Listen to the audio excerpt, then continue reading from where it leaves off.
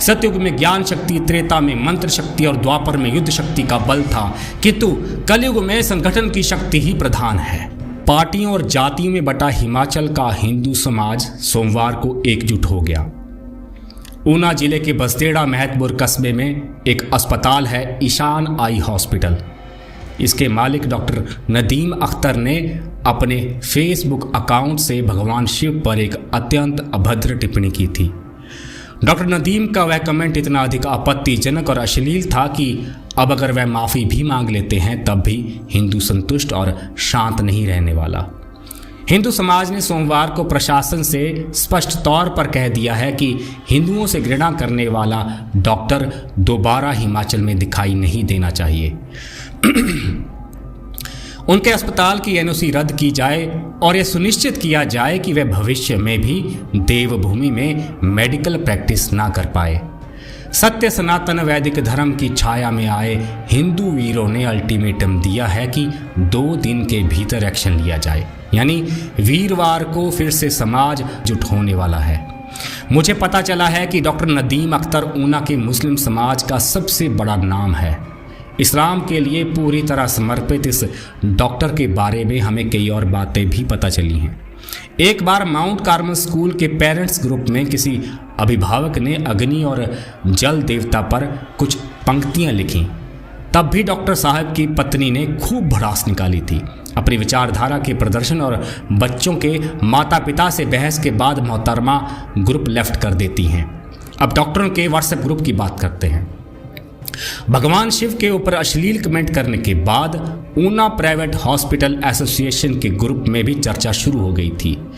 SS hospital के orthopaedic surgeon doctor Satyendra Singh ने doctor Nadeem Akhtar को ग्रुप से रिमूव करने का प्रस्ताव डाला और कहा या तो ये रहेगा या हम। एसोसिएशन के प्रधान ने डॉक्टर सत्येंद्र सिंह की बात मानते हुए प्रस्ताव सभी सदस्यों के सामने रखा। अभी डॉक्टर नदीम को निकालने की कार्रवाई शुरू ही हुई थी कि वह स्वयं ही ग्रुप लेफ्ट करके, यानी माउंट कार्मल स्कूल के ग्रुप के सनातनी पेरेंट्स हों या हमारे ऊना के प्राइवेट हॉस्पिटल चलाने वाले हिंदू सिख डॉक्टर, सभी ने अपनी संस्कृति और धर्म के लिए स्टैंड लिया है। सच कहूं तो डॉक्टरों के इस निर्णय से मैं अभिभूत हो गया हूं। इतना अधिक पढ़ने वाले और मरते हुए प्राणी में जान फूंकने वाले डॉक्टर सदा विवादों से दूर रहते हैं, मगर जब उनके ही एक साथी डॉक्टर ने सीमाएं लांघी तो ऊना के डॉक्टरों ने भी बता दिया कि धर्म संस्कृति के लिए वे भी खड़े हो सकते हैं। डॉक्टर नदीम की विचारधारा अलग हो सकती है, वह इस्लामिक कट्टरपंथियों की भाषा बोलने के लिए स्वतंत्र हैं, लेकिन हिंदुओं से पैसा कमाकर हिंदुओं के राज्य देवभूमि के सबसे उच्च, सबसे भोले और पूज्य भगवान शिव को गाली निकालकर वो कभी भी यहाँ टिक नहीं पाएंगे। डॉक्टर नदीम शुरू से ही हिंदू संस्कृति से घृणा करते आए हैं। हो सकता है आज उन्होंने पुरानी फेसबुक पोस्ट डिलीट कर दी हों, लेकिन प्रोफाइल लॉक करने से पहले उनकी पोस्टों के स्क्रीनशॉट लिए जा चुके थे। वे 17 दिसंबर 2020 में पोस्ट करते हैं कि गोबर और गौमूत्र की अपार सफलता के बाद अंधभक्तों के लिए पेश है नया ब्रांड टॉनिक गधे की लीद। आज नहीं तो कल डॉक्टर नदीम अख्तर का हिंदुओं से टकराव होना ही था। वो ओवर कॉन्फिडेंट और लापरवाह क्यों हो गए, इसका उत्तर मुझे हिमाचल के हिंदू समाज की उदासीनता में मिलता है। अगर ऊना का हिंदू सजग होता तो पर्दाफाश सालों पहले हो चुका होता, क्योंकि जिहाद और गजवाए हिंद में जुटे विधर्मी जानते हैं कि हिंदू सोया हुआ है। विधर्मी आए दिन हिंदुओं की बेटियों को सभी के सामने से ले जाते रहे और कुछ जिलों के मुट्ठी भर संगठनों, 1-2 साधुओं और समाज सेवियों के अलावा कोई नहीं बोला। हिंदू को अपनी दुकानदारी और राजनेताओं की जी हजूरी से ही फुर्सत नहीं है।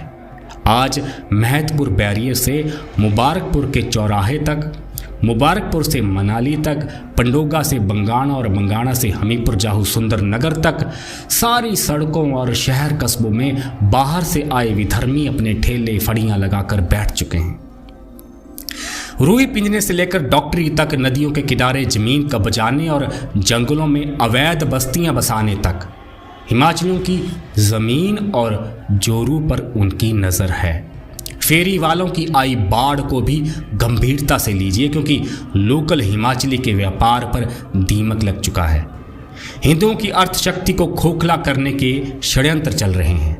हिंदू चिंतक और जागरूक युवा मुझे बताते हैं कि जब से हिमाचल में जिहाद की घोषणा हुई है, जब से हिमाचल के लोकल मुस्लिम समाज ने अपनी मस्जिदों को बाहरी मौलवियों के हवाले किया है, तब से हिमाचल का लोकल मुसलमान भी अब कट्टरता की ओर बढ़ चला है। देखिए, कट्टरता रखना या ना रखना यह किसी भी पंथ मजहब के लोगों का निजी अधिकार है। कट्टर बनना किसी कानून का उल्लंघन नहीं होता, लेकिन जब देश से बाहर जन्मी संस्कृति, कुरान और हदीस में लिखी बातों को कोई हिमाचल में थोपने की कोशिश करेगा, तब टकराव होना निश्चित हो जाता है। आज से 40 वर्ष पूर्व हिमाचल के लोकल मुसलमान यहाँ के लोकल हिंदुओं से वैवाहिक संबंध नहीं रखते थे। उनका हिंदुओं के कार्यक्रमों में आना और हिंदुओं का उनके कार्यक्रमों में जाना और उनका मंदिरों में माथा टेकना एक परंपरा की तरह चल रहा था। हिंदू भी उन्हें कभी दूसरी नज़र से नहीं दिखते थे। अब आए दिन लोकल मुसलमानों द्वारा हिंदू लड़कियों को टारगेट करने की खबरें हमें अपने नज़रिए को बदलने पर विवश कर रही हैं। देखिए, कानून मानव के प्रत्येक मुद्दे को कवर नहीं करता, इसलिए कानूनी नहीं सामाजिक विषय है। यह भी सच है कि हिमाचल का लोकल मुसलमान कहीं ना कहीं अरब के शेखों, तालिबान या खाड़ी देशों के मुसलमानों से ज़्यादा भारत के हिंदुओं से अपनी निकटता का आभास करता था। वो समझता था कि कालांतर में कुछ पीढ़ी पहले ही जब घोड़ों पर तलवारें लहराते, महिलाओं को निर्वस्त्र करके मंडियों में बोली लगाने वाले, गांव के गांव पुरुषों से विहीन करके उनकी महिलाओं को उठाने वालों ने जब उनके पूर्वजों को कहा कि या तो मारे जाओ या इस्लाम कबूल कर लो, तब भयवश वो लोग मुसलमान बन गए। क्योंकि देश के बाहर से आई फौजों को जिंदा रहने के लिए दूध भी चाहिए था और तेल भी, कपड़े भी चाहिए थे और अनाज भी। आज यूपी का जो कुशल कारीगर समाज आप देखते हैं, वो इस्लामिक फ़ौजों की ज़रूरतें पूरी करने के लिए ही मुसलमान बनाया गया था। जान किसे प्यारी नहीं होती, मगर इतिहास के उस काले दौर को भूलकर वो अत्याचारी कौम की परंपराओं को आगे बढ़ाने में लगा है। इसलिए आज अगर ऊना जिले के अंब का मोहम्मद आसिफ 15 साल की प्राची राणा का गला रेतते समय कलमा पढ़ता है, तो समझ जाइए बात अब पहले जैसी नहीं रही। आसिफ की जब पुलिस रिमांड चल रही थी, तब उसने स्वीकार किया था कि बरेली के एक मौलवी ने उसे सिखाया था कि काफिर का गला काटते समय कलमा पढ़ने से जन्नत मिलती है। हिमाचल का मुसलमान बरेली के मौलवी की बातों में कैसे आ गया? ठट्ठल के स्कूल टीचर को वंदे मातरम से आपत्ति कब से होने लग गई? चंबा के चुराह में चिकन की जगह गौमांस ने कैसे ले ली? इन प्रश्नों के उत्तर तो हिमाचल के मुस्लिम समाज को स्वयं अपने भीतर ही ढूंढने हैं। पिछले साल की उस घटना को ज़्यादातर हिंदू भुला चुके हैं। जिस समय पुलिस प्राची राणा के हत्यारों को ढूंढते हुए आसिफ तक पहुंची, तो घरवालों ने पंजाब के मुस्लिम रिश्तेदारों को बुला लिया। अंब थाने का घेराव कर लिया जाता है। मुस्लिम समाज पुलिस से कहने लगा कि हमारे लड़के को बिना कसूर के पकड़ा गया है। अंब नहरिया सड़क पर जाम लग चुका था। एसएचओ के हाथ पांव फूल रहे थे। जिस पुलिस टीम ने आसिफ को पकड़ा था, उसने वीडियो कॉल से जब परिवार से संपर्क किया और आसिफ ने उस वीडियो कॉल में माना कि उसी ने प्राची की हत्या की है, तब सच पता चलते ही मुसलमानों की भीड़ तितर बितर हो गई। जरा सोचिए कि किसी हिंदू लड़के ने ऐसा जघन्य हत्याकांड किया होता तो क्या कातिल के साथ हिंदू समाज थाने के घेराव का दुस्साहस करता? क्या किसी कातिल को बचाने के लिए हिंदू समाज भी दिल्ली के महंगे वकील की फीस भरने की कोशिश करता? कानून में वकील करना एक अपराधी का अधिकार भी है, लेकिन क्या कोई 40 लाख रुपए फीस वाले वकील को हायर करने की सोच भी सकता है? मुझे तो यह भी बताया गया है कि जब आसिफ के करीबियों के पास वोट मांगने के लिए नेता लोग गए, तो कातिल के करीबियों ने स्पष्ट तौर पर कह दिया कि आपने तब हमारे बेटे का साथ नहीं दिया था, इसलिए किस मुंह से वोट मांगने आए हो? वोट की ताकत हिंदू नहीं समझता, लेकिन वो समझते हैं। अब कोई उनसे पूछे कि कातिल को कैसा साथ चाहिए था, 15 साल की मासूम प्राची को अपवित्र करने की कोशिश करने वाला एक मानसिक रोगी जब सफल नहीं हो पाया तो उस बेटी का गला काट दिया। गला तो काटा ही, लेकिन कलमा पढ़कर उसने क्या साबित करने की कोशिश की थी। प्राची ने उस दरिंदे का पूरा मुकाबला किया था। उसने अपनी जान गंवा दी, लेकिन अस्मिता नहीं लुटने दी। प्राची के नाखूनों में मिले मांस के नमूने कातिल के डीएनए से मैच कर गए हैं।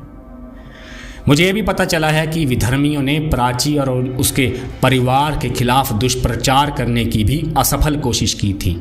कई मीडिया वाले उसे एक तरफा प्रेम इत्यादि भी कहने लगे ताकि मामले को उलझा दिया जाता।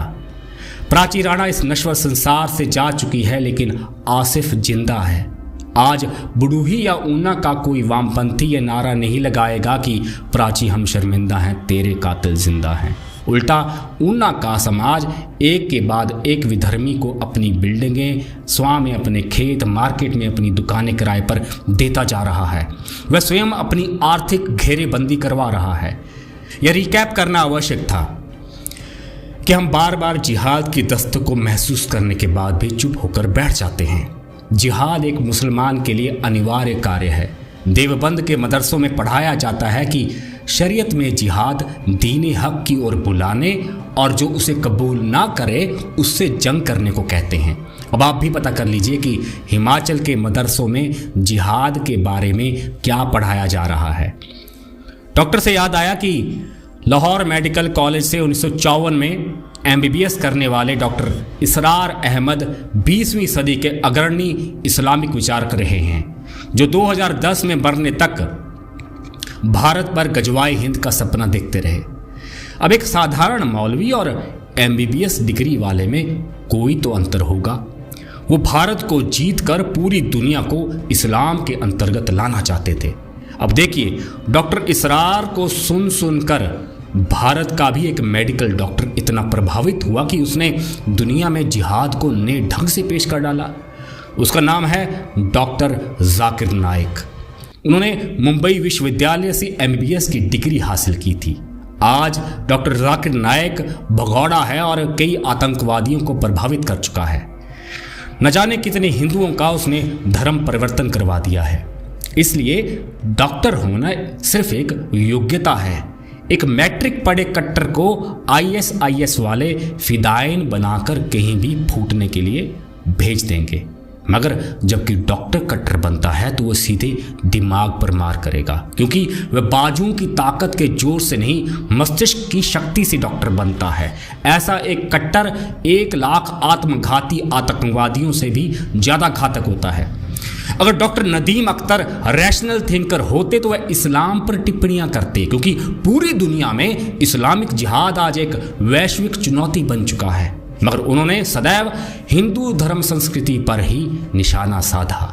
इसलिए गलती से गलत पोस्ट वाला डिफेंस या फेसबुक ID हैक होने वाला झूठ अब काम नहीं आएगा। वैसे डॉक्टर नदीम सिर्फ कमेंट करके ही भागे फिर रहे हैं या फिर अपने स्मार्टफोन में दर्ज रहस्यों को मिटाने के लिए फरार हैं। सजग रहें, जागरूक बने, संगठित रहें, क्योंकि हमारे पूर्वज यह बताकर गए हैं कि त्रेतायां मंत्र शक्तिश्च ज्ञान शक्ति कृते युगे द्वापर युद्ध शक्तिश्च संघ शक्ति कलो युगे। अर्थात सतयुग में ज्ञान शक्ति, त्रेता में मंत्र शक्ति और द्वापर में युद्ध शक्ति का बल था, किंतु कलयुग में संगठन की शक्ति ही प्रधान है। धन्यवाद। हर हर महादेव।